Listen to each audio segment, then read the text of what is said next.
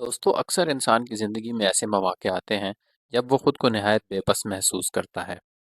उसे समझ नहीं आती कि वो इस नाकामी से किस तरह कोप अप करे। हमारी आज की इस वीडियो का टॉपिक भी यही है कि इंसान किस तरह ज़िंदगी में होने वाली नाकामियों से निपट सकता है। तो सबसे पहले हम ये जानने की कोशिश करते हैं कि फेलियर होता क्या है। तो ज़िंदगी के अगर किसी काम के अंदर इंसान को मतलूबा नताइज न मिले तो इसको हम फेलियर कहेंगे। अब फेलियर दो किस्म का होता है। एक होता है सब्जेक्टिव फेलियर। इसमें ये होता है कि हर इंसान की फेलियर की अपनी डेफिनेशन होती है। मिसाल के तौर पे एक इंसान का बी ग्रेड आया है एग्ज़ाम्स के अंदर, तो हो सकता है कि वो उस बी ग्रेड से मुतमईन और वो उसको फेलियर कंसिडर ना करे। लेकिन दूसरी जानिब एक और इंसान है, उसका जब बी ग्रेड आए तो वो उस चीज़ को अपने लिए एक फेलियर तस्वुर करे। और फेलियर की दूसरी किस्म ऑब्जेक्टिव किस्म की होती है, यानी कई चीज़ों के अंदर फेलियर जो है वो मेजरेबल होता है। यानी किसी इंसान को किसी काम की डेडलाइन दी गई, अब अगर उसने उस डेडलाइन को मीट नहीं किया तो ये उसका फेलियर है। फेलियर की डेफिनेशन समझने के बाद अब हम ये समझने की कोशिश करते हैं कि फेलियर होता क्यों है। क्या वजह है कि इंसान ज़िंदगी में इतनी तैयारी और इतनी मेहनत के बावजूद नाकाम हो जाता है। कई लोग अपनी ज़िंदगी में नाकाम इसलिए होते हैं कि उन्होंने तैयारी जिस अंदाज़ में की जानी चाहिए थी, उस अंदाज़ में तैयारी नहीं की होती।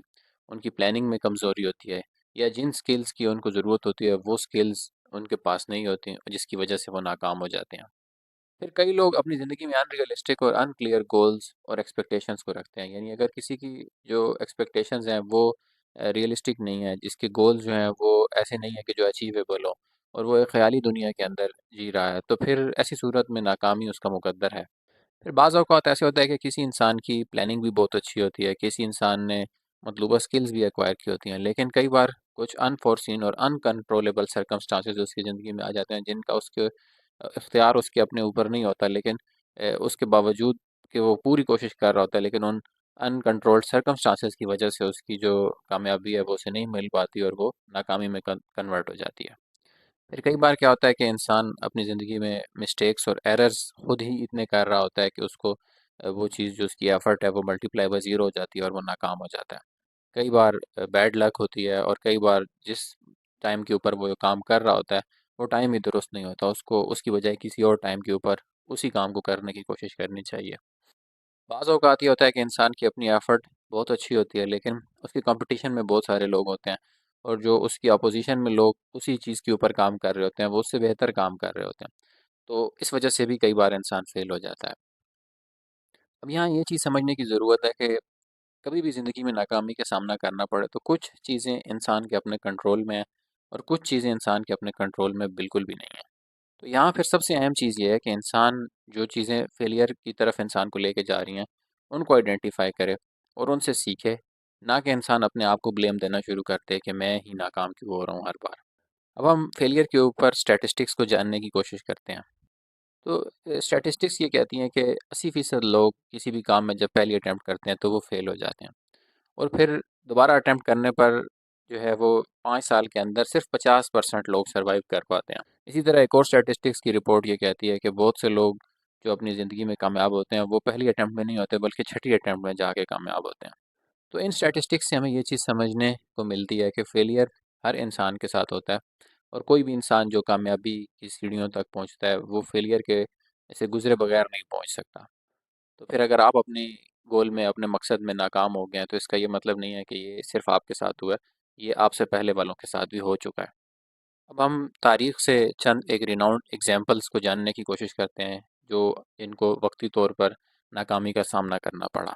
तो सबसे पहले हम तमाम अंबियाए कराम की अगर ज़िंदगी को पढ़ें, तो उन्होंने जब तबलीग दीन के लिए लोगों को कायल करना शुरू किया, तो उन तमाम को वक़्ती तौर पर मुश्किलात का सामना करना पड़ा। वक़्ती तौर पर वो लोगों को उस चीज़ में कायल नहीं कर सके जिस चीज़ की ड्यूटी उनके ज़िम्मे लगाई गई थी। लेकिन उनकी कंसिस्टेंट हार्ड वर्क, उनकी डेडिकेशन, फिर अल्लाह ताला की तरफ से जो मदद उनको मिली, उसके बायस वो अपने मकसद में कामयाब हुए। तो यहाँ ये चीज़ समझने की ज़रूरत है कि अगर पैगंबरों की ज़िंदगी भी आसान नहीं थी, तो जो आम इंसान आज की ज़िंदगी जी रहा है, उसकी ज़िंदगी में भी नाकामी जो है वो होना कोई अचंभे की बात नहीं है। दूसरी तारीख से बड़ी एग्ज़ाम्पल हमें नेल्सन मंडेला की मिलती है, जिन्होंने साउथ अफ्रीका के अंदर नस्ल परस्ती को ख़त्म करने के लिए अपनी आवाज़ उठाई, और स्याह फ़ामों को उन्होंने हकूक़ दिलाने के लिए अपनी सारी ज़िंदगी उस मकसद में सर्फ़ कर दी। उन्हें भी इब्तदाई अयाम में और इब्तदाई सालों में कामयाबी नहीं मिली। कई बार उनको जेल जाना पड़ा, और उसके बाद तगो दो करते-करते सालों के बाद उनको उनका जो मकसद है वो हासिल करने में आसानी हुई। फिर एक और तारीख से बड़ी मिसाल कायद-ए-आज़म की है कि वो एक वक्त आया था कि वो तहरीक पाकिस्तान की जद्दोजहद से मायूस होकर इंग्लिस्तान चले गए कि यहाँ के लोग जो हैं वो उनको उस तरह सपोर्ट नहीं कर रहे जिस तरह उनको करना चाहिए। फिर अल्लामा इकबाल ने उनको जाकर दोबारा कन्विंस किया और फिर कायद-ए-आज़म ने दोबारा यहाँ पर आकर अपनी स्ट्रगल का आगाज़ किया और फिर आहिस्ता-आहिस्ता उनकी स्ट्रगल के नतीजे में पाकिस्तान जो है वो मारज़ वजूद में आया। तो इस चीज़ से ये चीज़ साबित होती है कि कोई भी बड़ा मकसद अचीव करने में फेलियर का होना ज़रूरी है, क्योंकि उसी फेलियर की सीढ़ी को चढ़ के ही इंसान सक्सेस तक पहुंचता है। अब हम ये जानने की कोशिश करते हैं कि वो कौन सी स्ट्रेटजीज़ हैं, वो कौन से अवामिल हैं जिन पे अमल करके इंसान अपने इस फेलियर को ओवरकम कर सकता है। तो सबसे पहले यह है कि आपको अपने इमोशंस जो फेलियर की सूरत में आपको फेस करना पड़ रहे हैं, जैसे कि उदासी, गुस्सा, फ्रस्ट्रेशन और शेम वगैरह, इसको आपने एम्ब्रेस करना है, यानी इससे भागना नहीं है। ना तो आपको इन फीलिंग्स को डिनाई करना है और ना ही इनको सप्रेस करने की कोशिश करनी है। इनको एक्सेप्ट कीजिए और थोड़ी देर के लिए इन फीलिंग्स को अपने साथ रहने दीजिए। इससे ये होता है कि जब इंसान उन फीलिंग्स को एक्सेप्ट करता है, तो वो फीलिंग्स कुछ देर के बाद नेगेटिव एनर्जी की सूरत में रिलीज़ हो जाती हैं और फिर इंसान के लिए मूव ऑन करना आसान होता है। अब जब आपने वो एनर्जी रिलीज़ कर दी, आप मूव ऑन कर गए, तो फिर आपको वो जो इर्रेशनल बिलीफ्स आपको फ़ील हो रहे हैं कि जैसे मैं एक यूज़लेस इंसान हूँ और मैं जो है वो कोई काम नहीं कर सकता। इन चीज़ों को आपने कंट्रोल करने की कोशिश करनी है। ये सच नहीं है, ये ट्रू नहीं है, ये सिर्फ़ आपके ज़हन का एक वक़्ती तौर पर फेलियर के ऊपर आपको ब्लेम करने का तरीका है। क्योंकि अगर आप इन फीलिंग्स के घेरे में रहेंगे, तो फिर इससे क्या होगा कि आपकी सेल्फ़ एस्टीम और आपकी मोटिवेशन जो है वो बुरी तरह मुतासिर होगी। तो आपको इन थॉट्स को जो है वो चैलेंज करना है और इनको पॉजिटिव किस्म की थॉट्स के साथ रिप्लेस करना है। यानी आप ये कह सकते हैं कि हाँ, बिल्कुल मुझसे मिस्टेक हुई, लेकिन मेरे पास वो स्ट्रेंथ्स हैं कि जिनके बलबूते पर मैं काम करके दोबारा ट्राई करूँगा और दोबारा कामयाब मैं हो सकता हूँ। फिर आपको ये चीज़ समझने की ज़रूरत है कि आपको उस फेलियर से सीखना है। उसको एक अपॉर्च्युनिटी लीजिए कि जिसमें आप उस फेलियर से सीख रहे हैं और फिर आप उस अर्ज के थ्रू अपने आप को इम्प्रूव करने की कोशिश कर रहे हैं।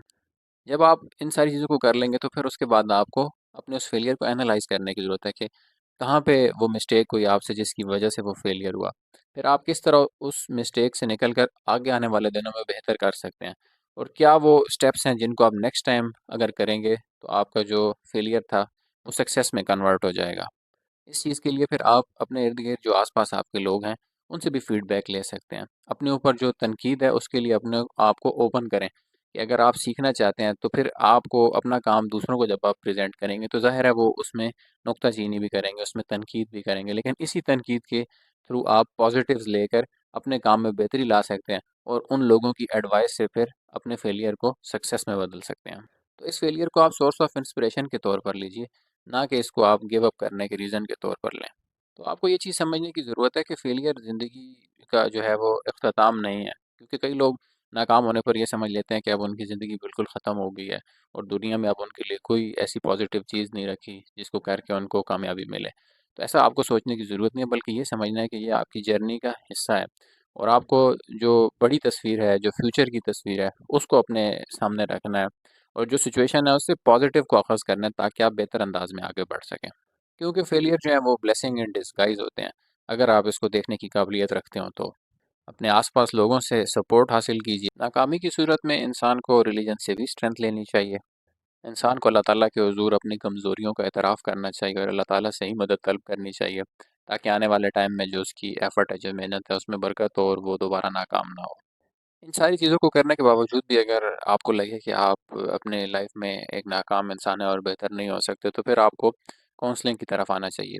काउंसलिंग में आप काउंसलर के साथ अपने इशू को जो है डिस्कस करेंगे और काउंसलर आपको आपके इशू से मुतल्लिक राय फ़राहम करेगा और आपके हालात के मुताबिक आपको आगे बढ़ने में मदद फ़राहम करेगा। मेरा अमराज इसी सिलसिले में ऑनलाइन जो है वो काम कर रहा है। अगर आप अपॉइंटमेंट लेना चाहते हैं, तो मेरा अमराज के फ़ेसबुक, इंस्टाग्राम, टिकटॉक पेज के ऊपर जाकर अपॉइंटमेंट बुक कर सकते हैं। तो दोस्तों, कैसी लगी आपको आज की हमारी ये वीडियो? अगर पसंद आई तो वीडियो को लाइक कीजिए और वीडियो को शेयर कीजिए और हमारे चैनल को सब्सक्राइब कीजिए। अल्लाह हाफ़िज़।